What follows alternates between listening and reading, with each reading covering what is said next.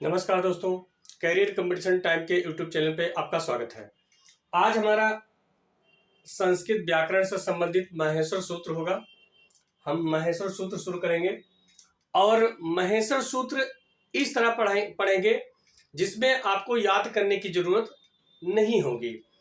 मान के चलिए एक जैसे मैथ का एक बेस होता है, तो संस्कृत में महेश्वर सूत्र भी एक मैथ के बेस पे पढ़ा जाएगा, जिससे आपको महेश्वर सूत्र रटने की जरूरत नहीं होगी। अगर आप इसे समझ लिए तो आपको महेश्वर सूत्र याद करने की जरूरत नहीं होगी और महेश्वर सूत्र से कोई भी क्वेश्चन आ जाएगा तो आपका गलत नहीं होगा। वो आपका किसी भी लेवल का हो, चाहे टेट लेवल का हो, सुपर टेट, टीजीटी, पीजीटी, कोई लेवल हो, यानी महेश्वर सूत्र को आपको पूरी तरह समझना है। तो शुरू करते हैं। महेश्वर सूत्र 14 प्रकार के होते हैं, ये आपको पता होगा, और इसे माहेश्वर सूत्र भी कहते हैं और शिव सूत्र भी कहते हैं। इसका जो वो है कि नित्यावसाने नटराज राजो ननादि ढक्काम नव पंचवारम उदर्तु कामासन का सिद्धाम विमर्शे शिव सूत्र जालम। तो इसे शिव सूत्र भी कहा गया है, चतुर्दश सूत्र भी कहा गया है और माहेश्वर सूत्र भी कहा गया है। तो महेश्वर सूत्र हम कैसे पढ़ें? बहुत सारे हमारे मित्र को महेश्वर सूत्र याद होगा और बहुत लोगों को नहीं याद होगा। बहुत लोगों को याद होने के बावजूद भी महेश्वर सूत्र गलत हो जाते हैं, कंफ्यूजन में रहते हैं कि जैसे महेश्वर सूत्र का क्रम कौन सा है, क्योंकि महेश्वर सूत्र से क्वेश्चन लगभग सभी में आते हैं और क्वेश्चन भी थोड़ा सा, जैसे मान लो अब ये सिंपल पूछ ले कि महेश्वर सूत्र कितने प्रकार के होते हैं, तो आपने बता दिया। प्रत्याहार बनाने के सूत्र कितने प्रकार के होते हैं, तो आपने 14 बता दिया। प्रत्याहार अलग होता है, प्रत्याहार से संबंधित सूत्र अलग होता है, तो प्रत्याहार से संबंधित सूत्र कितने प्रकार के होते हैं बता दिया। लेकिन कभी कभी अब जैसे उन्होंने पूछ लिया कि पंचमाक्षर किस सूत्र में गिना गया है, पंचमाक्षर को किस सूत्र में गिना गया है, तो आपको कंफ्यूजन हो जाएगा। तो ये इन सब से संबंधित, या ऊष्म बल को किन सूत्रों में गिना गया है, अर्ध स्वर किसे कहते हैं, तो इन सब से संबंधित हम इसमें समझेंगे और आपको सूत्र भी रटने की जरूरत नहीं। यहां पे एक ट्रिक के माध्यम से कहिए कि आप ट्रिक के माध्यम से महेश्वर सूत्र को समझेंगे। तो इसमें सबसे पहले हम शुरू करते हैं कि माहेश्वर सूत्र जो होते हैं वो 14 प्रकार के होते हैं। मैंने बता भी दिया कि महेश्वर सूत्र 14 प्रकार के होते हैं। टोटल सूत्र जो होते हैं, टोटल कितने होते हैं? 14 प्रकार के होते हैं। इसमें स्वर कितने होते हैं? तो जो स्वर होंगे वो 4 प्रकार के होंगे और व्यंजन जो होंगे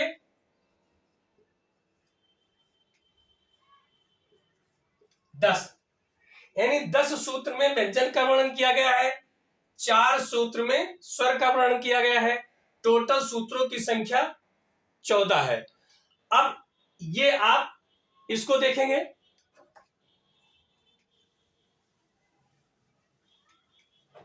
अब सबसे पहले हम स्वर की चर्चा करेंगे कि जो स्वर है, टोटल सूत्र कितने हैं? 4।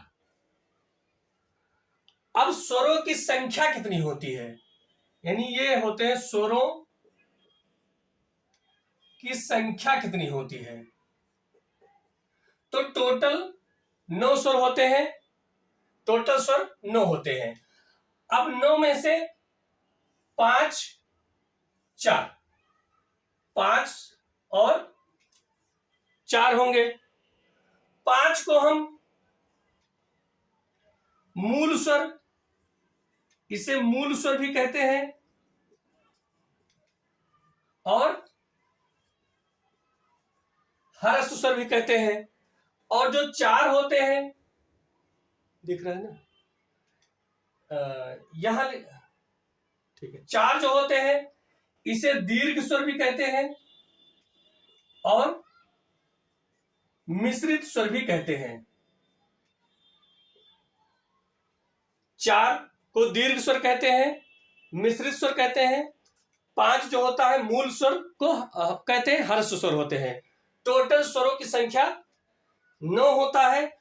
स्वरों का कितने सूत्रों में प्रयोग किया गया है या कितने सूत्रों में गिना गया है, तो 4। इसको आप नोट कर लीजिए, ये पूरा मैथ बेस पे है। 4 टोटल 9, 5 4, ये आपका हो गया स्वर में। अब आपको पढ़ना कैसे है, पहले टोटल ये देख लीजिए, उसके बाद पढ़ना कैसे ये मैं बता रहा हूं। जैसे आ से ज्ञान तक तो आपको अक्षर आता ही होगा, गिनती भी आपको अंगुलियों पे आपको गिनना है, वैसे पूरा नहीं, अंगुलियों पे आप गिन लीजिए, टोटल हो जाएगा। तो जैसे आ से पहले शुरू कीजिए आप स्वरों में, तो आ यहां से लेकर टोटल हमने ले लिया 4, तो 1 2 3 4, 1 2 3 4, टोटल मैंने 4 ले लिया। 4 सूत्रों में ये हमारा हो गया स्वर, और स्वर को ही अच कहते हैं, अच कहते हैं। इनकी संख्या टोटल इसमें 9 होती है। वैसे तो टोटल 14 होता है, वो स्वर हिंदी का अलग हो गया, लेकिन यहाँ पे 9 होगा, क्योंकि माहेश्वर सूत्र के अनुसार यहाँ जो होगा, आज हम जो पढ़ेंगे माहेश्वर सूत्र के अनुसार पढ़ेंगे, तो माहेश्वर सूत्र में 9 होगा। अब 9 कौन कौन सा होगा देखिए, पहले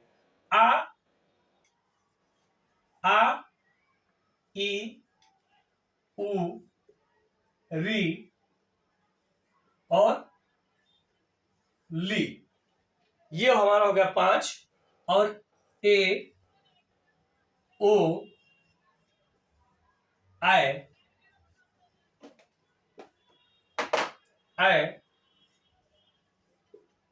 औ, ये हो गया 4। आ ई उ री ली ए ओ आई औ। अब जो ये हमारा 5 है, जिसे मूल स्वर कहते हैं, मूल स्वर कहते हैं, ये 5 है। इसमें और इसमें भी कुछ क्वेश्चन अलग से होते हैं, आप इसको नोट कर लीजिए। पहले 5, जिसे हम इधर लिख दूं मूल, और इसे संयुक्त, ठीक है। अब इसे आप ह्रस्व भी कैसे कह सकते हैं, और इसे दीर्घ भी कह सकते हैं, या नोट कर सकते हैं। उसके बाद इन 9 सूत्रों में 4 सूत्रों में जो 9 वर्ण है या 9 अक्षर है, 9 अक्षर जो है, तो ये आपको आ ई उ री ली ये तो याद होगा, ए ओ ऐ औ ये आपको याद होगा। आपका स्वर हो गया। स्वर में क्वेश्चन और एक बनता है कि जैसे मैंने बताया कि ह्रस्व और दीर्घ, इसमें कुछ वर्ण ऐसे हैं जिनका ह्रस्व नहीं होता है, कुछ वर्ण ऐसे हैं जिनका दीर्घ नहीं होता है। तो जैसे ली है, ली का दीर्घ नहीं होता है, इनका दीर्घ नहीं होता है। ये जो है आपका 2 सूत्र तक, बाकी सबका दीर्घ होता है। अब जैसे आप इसे चाहे बड़ा आ कहो या दीर्घ भी कह सकते हो, दीर्घ आ। ई बड़ी ई कहो या दीर्घ कह दो, री और बड़ी री भी कह सकते हो या दीर्घ री कह सकते हो। लेकिन ली का दीर्घ नहीं होता है, आप इसे नोट कर सकते हैं। आगे जो हमारा है, ये 2 सूत्र बचा। अच मतलब एच जो होगा, जो एच प्रत्याहार है उसमें जो होगा, एच में इसका ह्रस्व नहीं होता है, ये ह्रस्व नहीं होता है। 2 सूत्र में 4 वर्ण जिसका ह्रस्व नहीं होता है। ली का दीर्घ नहीं होता है, और ए ओ ऐ औ का ह्रस्व नहीं होता है। इसका भी क्वेश्चन कभी कभी आ जाता है कि किस वर्ण का ह्रस्व में गिनती नहीं किया जाता है, ह्रस्व में नहीं आता है। तो ये हमारा आ गया। तो आपको आ ई उ री ली ए ओ ऐ औ ये आपका स्वर से संबंधित हो गया। अब हम आएंगे व्यंजन। व्यंजन में भी सब सूत्र से ही होगा, आपको याद करने की जरूरत नहीं है, आप बस समझते रहिए। व्यंजन में आप टोटल व्यंजन कितने होते हैं? टोटल व्यंजन कुल व्यंजनों की संख्या कितनी होती है? 33। कुल व्यंजन 33 हो गया। इसमें 25 पहले हम ये देखें, फिर उसके बाद 4 4 25 4, यानी 4 4 8 25 8 33। अब इसको कैसे बांटेंगे? कुल व्यंजनों की संख्या 33 हो गया। 33 में 4 जो हो गया हमारा, ये अंतस्थ हो गया, 25 जो हो गया स्पर्श हो गया, और 4 जो हो गया ऊष्म हो गया, ऊष्म वर्ण। यानी अंतस्थ वर्णों की संख्या 4, टोटल कुल व्यंजनों की संख्या 33। आप इसे व्यंजन भी कह सकते हैं और हल भी कह सकते हैं। आप व्यंजन और व्यंजन को ही हल कहा जाता है, आप इसे हल भी कह सकते हैं। टोटल व्यंजनों की संख्या 33, अंतस्थ वर्ण 4, स्पर्श 25, ऊष्म 4। ये आपको एक मैथ के बेस पे बिल्कुल पढ़ना है, कुछ याद नहीं करना है आपको। 33 4 25 33 टोटल, 25 4 29 और 4 33, ये आपका हो गया।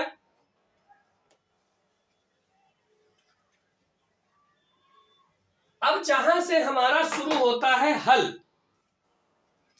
शुरू होता है, तो टोटल सूत्र हमारे महेश्वर सूत्र 14 है। 14 में से 4 अगर निकल गए स्वर, तो बाकी कितने बचे? 10। तो 10 सूत्र जो है वो व्यंजन में गिने जाते हैं। लेकिन एक बहुत छोटा सा, मतलब बहुत इंपॉर्टेंट क्वेश्चन यहां पे छिपा हुआ है, इसको देखना बहुत जरूरी है।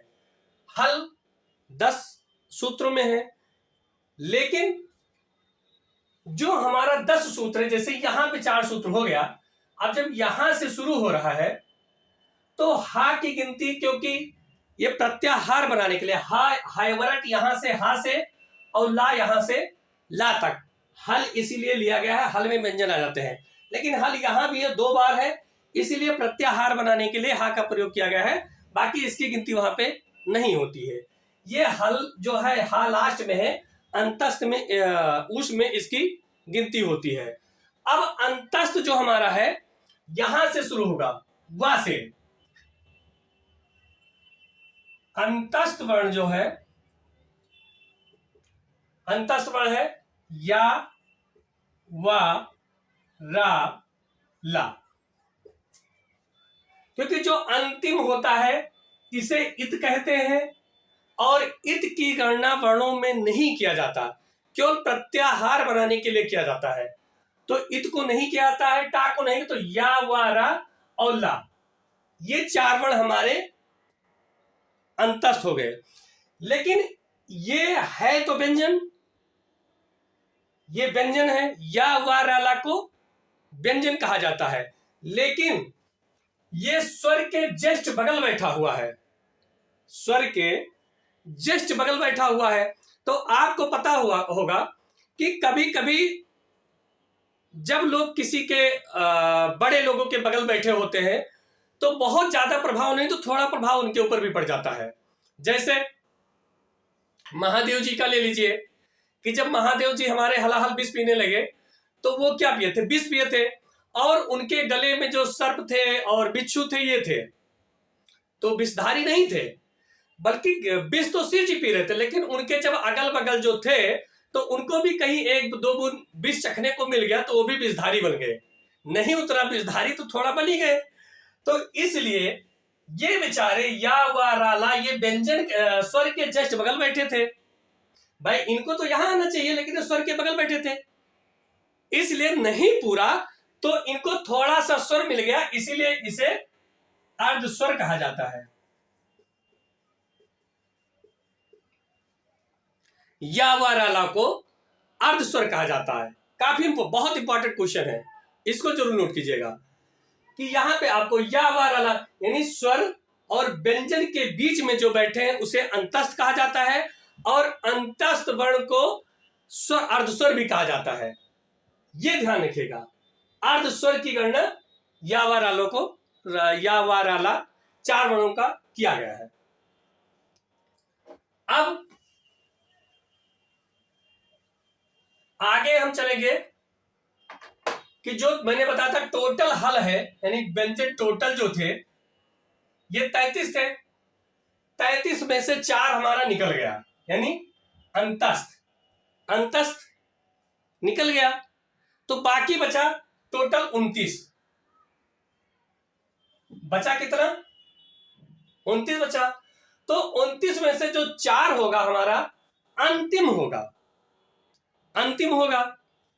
तो अगर ये 4 अंतिम होगा, मतलब जो 4 अंतिम होगा यानी अंतिम होगा,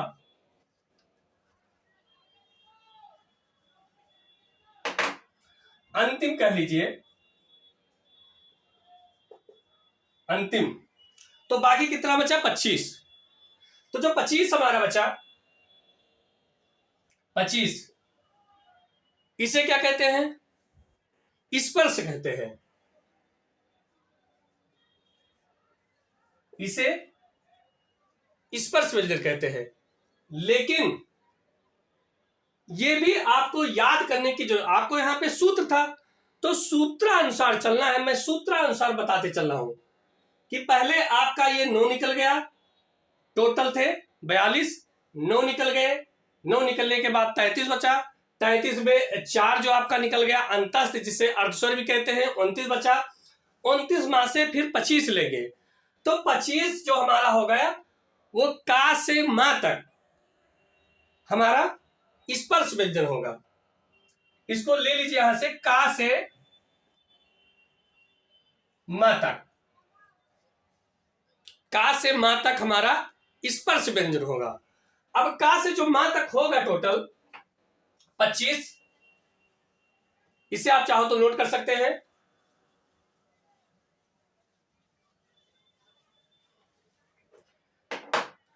तो ये जो हमारा सूत्र चला है, सूत्र था 4, 5, 6, 7, 8, 9, 10, 11, 12, 13, 14, ये 14 सूत्र था। तो 4 तो हमारा स्वर हो गया, 5वां और 6वां हमारा अंतस्थ हो गया। शुरू तो 5वें से ही हो रहा है व्यंजन का, लेकिन 5वां और 6वां अंतस्थ हो गया। तो जो 7वां हमारा है, सूत्र नंबर देखिए, सूत्र नंबर 7वां,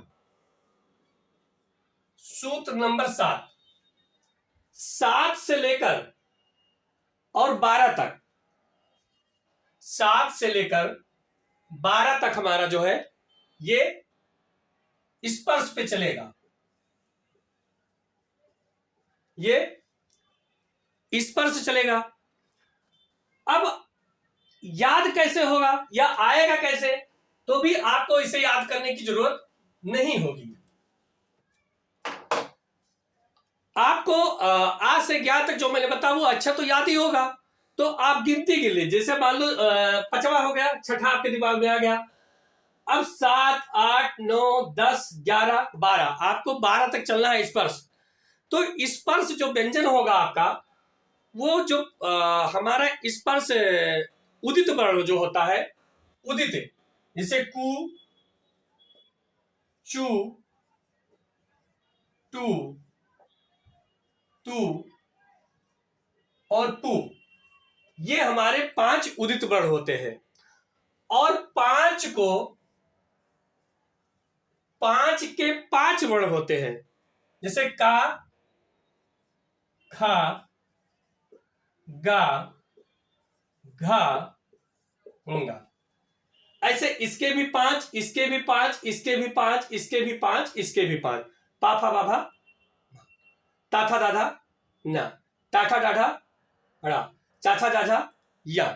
तो ये हमारे 5 हो गए। तो 5 और 5 बराबर, ये टोटल हो गए 25। तो कु चू टू तू पू, ये उदित भी कहे जाते हैं। और ये 5 को 5 है। का के 5, चा के 5, टा के 5, ता के 5, पा के 5। तो इसका शुरू कहां से होगा? पंचमाक्षर से शुरू होगा। 5 4 3 2 1। अब इसमें देखिए कि आपका जब ये ले लीजिए तो यहां से 5 4 3 2 1, उल्टा थोड़ा चलिए। तो 5 में जो का 5वां अक्षर होगा ये आ जाएगा, चा का 5वां अक्षर होगा ये आ जाएगा, टा का 5वां अक्षर होगा ये आ जाएगा, ता का 5वां अक्षर होगा ये आ जाएगा, पा का 5वां अक्षर होगा ये आ जाएगा। तो इसका 5वां अक्षर कौन सा होगा? का। तो ये 7वां जो सूत्र हमारा है यमंगणनम, ये पंचमाक्षर होता है। तो या मा रा रा गा रा ना और मा मा। ठीक नहीं रहा, थोड़ा छोटा छोटा कर दूं। जैसे यहाँ और ऊपर ले लो थोड़ा सा। 5 4 3 2 1। तो यहाँ मा रा ना मा, ये हमारा 5 हो गया। तो 5 इसके ले लिए, ये 5 ले लिए, यानी जो कु चू टू तू पू था इसका केवल 5वां अक्षर ले लिए। ये सूत्र संख्या 7 आ गया। अब इसका चौथा अक्षर ले लीजिए। तो चौथा अक्षर कौन सा होगा?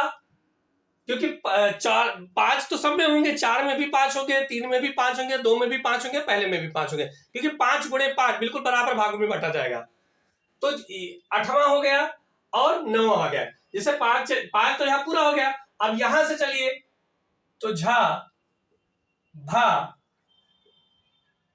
घा हा धा, ये 5 हो गया।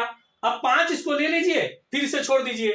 तो 5 में 1 2 3 4 5, 8 और 10 सॉरी 8 और 9 सूत्र ये हमारे इसमें आ गए 4 में।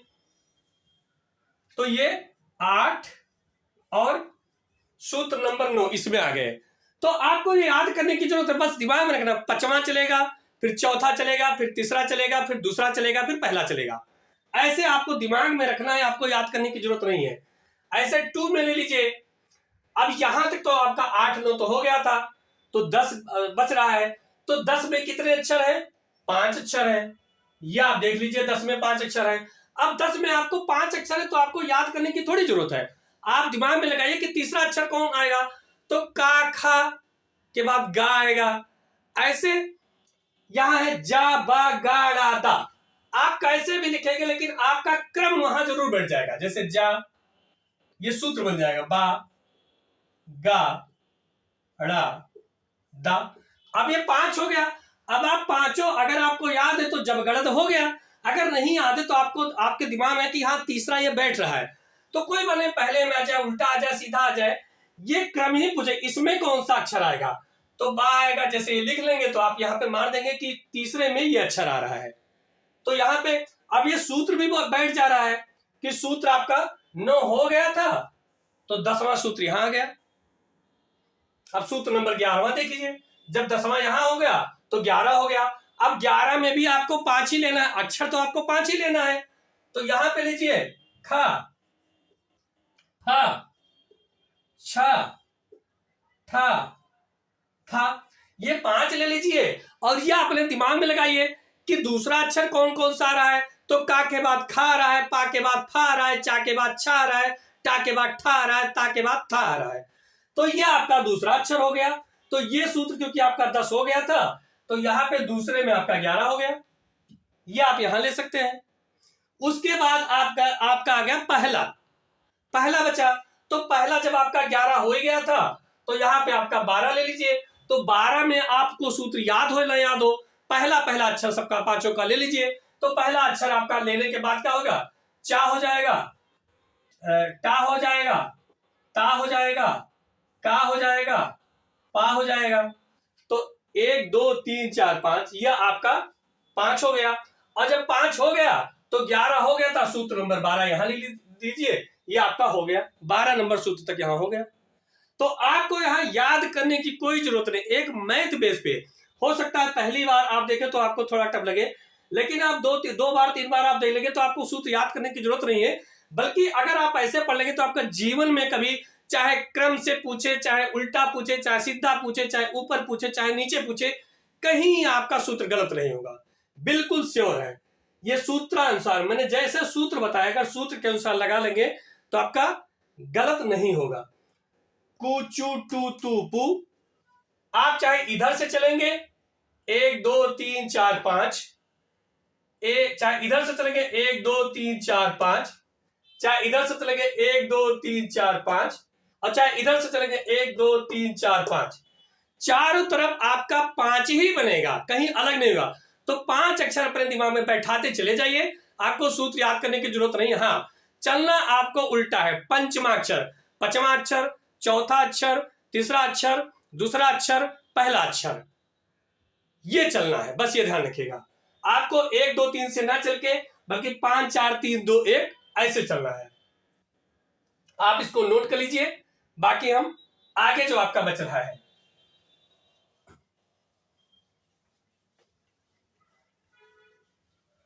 आगे आपका बच रहा है 12 सूत्र तक आपका हो गया था। सूत्र नंबर बचा है 13 और सूत्र नंबर बचा है आपका 14। 2 सूत्र आपका बच रहा है। तो 13 नंबर पे आपका है सा सा सा, और 14 नंबर पे है हा। क्योंकि जो रा होता है ये इत होता है, हल अंतिम ला होता है जो इत होता है, और इत को ही अनुबंध कहते हैं। बल्कि पर्यायवाची, इत का ही पर्यायवाची अनुबंध होता है। कभी कभी ये भी क्वेश्चन आ जाता है अनुबंध और इत क्या होता है या अनुबंध क्या होता है, तो इत को ही अनुबंध कहते हैं। ये अंतिम वर्ण को, जो अंतिम वर्ण होता है इसी को इत कहते हैं। तो इसकी गणना नहीं की जाती, गणना हमारा इसको छोड़ के आता है। तो शा शा शा हा, ये जो 4 वर्ण हो गए तो 4 वर्ण को ही क्या कहेंगे, ऊष्म कहेंगे, इसको ऊष्म कहेंगे। तो ये हमारा हो गया माहेश्वर सूत्र। माहेश्वर सूत्र जो हमारा यहां पे आपको क्लियर हो गया। आप इसको केवल आपको 2 सूत्र याद करना है, वो भी याद रहे थोड़ा दिमाग में, एक हैवरट लड़ और एक सा शाहल, बस। बाकी आपको याद नहीं करना है। यहां से चलिए पांचवा, चौथा, तीसरा, दूसरा, एक, जहां खत्म हो जाए वही ठीक है। फिर उसके बाद सा ले लीजिए, ला ले लीजिए। यहां पे आप स्वर ले लीजिए, जहां स्वर खत्म हो जाए वहां हा या वाराटा ला ले लीजिए, बस। बाकी आपको कोई याद करने की जरूरत, कोई भी सूत्र याद नहीं करना है। स्वर लीजिए आ ई उ री ली ए ओ ऐ औ, ये आपको तो छोटा बड़ा याद ही है, वो आपका हो गया। उसके बाद आपका व्यंजन याद है। स्वर के बाद, क्योंकि मैंने एक कहानी भी बता दिया कि स्वर के बाद अर्ध स्वर है, तो आपको इसको भूलने की जरूरत नहीं है कि भाई पूरा बड़ा बैठा था तो उसके बगल जो बैठा था उतना बड़ा राजा नहीं था तो छोटा राजा हो गया, तो छोटा अर्धस्वर हो गया। तो स्वर के बगल जो बैठा था वो अर्धस्वर हो गया, तो अर्धस्वर को ही अंतस्थ कहते हैं। तो शायद आपके दिमाग में ये भी नहीं भूलेगा। और अंतस्थ के बाद फिर आपका 5 4 3 2 1 चले आइए, और जब 5 4 3 2 1 चले आइए, उसके बाद जब आपका बचेगा तो ये आपका ऊष्म वर्ण हो जाएगा। तो ये हमारा था माहेश्वर सूत्र से संबंधित। अब इसका उच्चारण स्थान जो होगा वो अगले वीडियो में होगा। उच्चारण स्थान भी दो प्रकार के होते हैं, एक माहेश्वर सूत्र का उच्चारण और एक वर्णों का उच्चारण। ये भी ध्यान रखिएगा, लोग वर्णों का उच्चारण पढ़ते हैं लेकिन माहेश्वर सूत्र के उच्चारण से भी क्वेश्चन आता है। तो ये हमारा अगले वीडियो में आप जरूर पढ़िएगा कि माहेश्वर सूत्र के उच्चारण से जो वर्ण रहेगा वो तो यही रहेगा, आ से ला तक यही रहेगा, लेकिन इसमें उच्चारण स्थान दो होता है, एक माहेश्वर सूत्र के विधि से उच्चारण स्थान होता है, एक वर्णों के विधि से उच्चारण स्थान होता है। तो माहेश्वर सूत्र के विधि से वर्णों का उच्चारण आपको पढ़ना अलग है, और जो हमारा वर्ण है उसके उच्चारण स्थान, जैसे अकु विसर्जनीयम कंठा वो अलग हो गया, लेकिन यहाँ पे अल्प प्राण महाप्राण ये अलग हो गया, तो इसको भी देखना जरूरी है। तो ये हमारा माहेश्वर सूत्र से संबंधित था। और माहेश्वर सूत्र में हमारे किसी मित्र को कोई दिक्कत होता है तो आप नीचे कमेंट बॉक्स में कमेंट कीजिए, जिससे आपको जितना भी हो सकेगा पूरा हेल्प किया जाएगा। वैसे तो मुझे जहां तक है कि अगर आप 2 बार पढ़ लिए, 2 बार देख लिए तो आपको फिर दोबारा मतलब सूत्र आप कभी नहीं भूलेंगे। और अगर ये वीडियो अच्छा लगता है तो हमारे चैनल को लाइक और सब्सक्राइब कीजिए और आगे भी फॉरवर्ड कीजिए, जिससे संस्कृत से संबंधित जो भी मित्र तैयारी करना चाहते हो कोई भी, तो वो इस वीडियो को जरूर देखें और उसका अधिक से अधिक लाभ उठाएं। धन्यवाद।